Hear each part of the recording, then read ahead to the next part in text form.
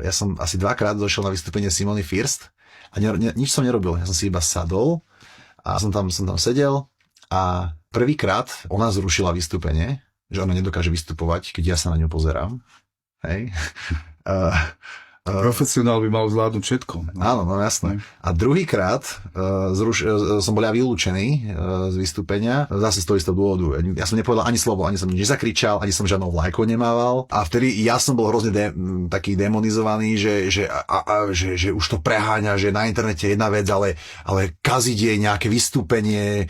Pritom ja som sa nesnažil jeho pokaziť, ja som iba sa chcel ísť pozrieť, že tak to už je preháňanie, to už je obťažovanie, to už je prenasledovanie. Čiže vy ste si kúpili lístok, nie? Áno, obidva razy som si kúpil lístok a obidva razy stále mi nikto peniaze nevrátil, lebo ja som si kúpil už 2 lístky na show a dvakrát som nevidel vystúpenie, raz vyšla ona, raz som bol ja vyhodený.